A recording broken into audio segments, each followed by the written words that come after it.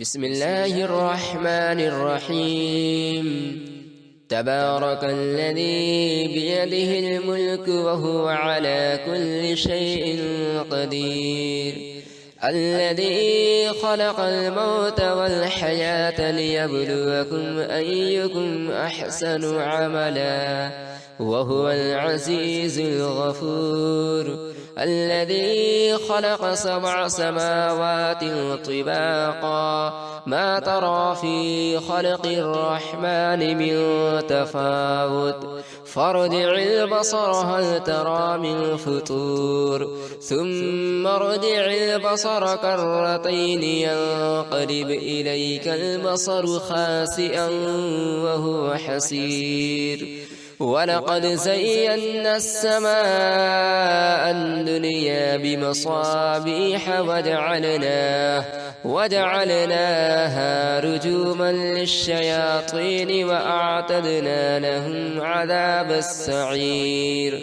وللذين كفروا بربهم عذاب جهنم وبئس المصير. إذا ألقوا فيها سمعوا لها شهيقا وهي تفور تكاد تميز من الغيظ كلما ألقي فيها فوج سألهم خزنتها ألم يأتكم نذير قالوا بلى قد جاءنا نذير فكذبنا وقلنا ما نزل الله من شيء إن أنتم إلا في ضلال كبير. وقالوا لو كنا نسمع أو نعقل ما كنا في أصحاب السعير فاعترفوا بذنبهم فسحقا لأصحاب السعير. إن الذين يخشون ربهم بالغيب لهم مغفرة وأجر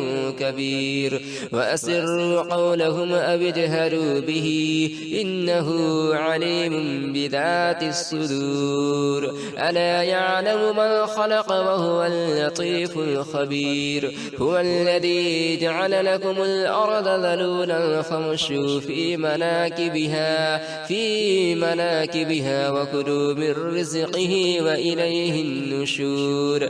أأمنتم من في السماء أن يخسف بكم الأرض فإذا هي تمور أأمنتم من في السماء أن يرسل عليكم حاصبا فستعلمون كيف نذير. ولقد كذب الذين من قبلهم فكيف كان نكير. أولم يروا إلى الطير فوقهم صافات ويقبضن ما يمسكهن إلا الرحمن إنه بكل شيء بصير. أم هذا الذي هو جند لكم ينصركم من دون الرحمن إن الكافرون إلا في غرور. أم هذا الذي يرزقكم إن أمسك رزقه بل لجوا في عتو ونفور. أفمن يمشي مكبا على وجهه أهدى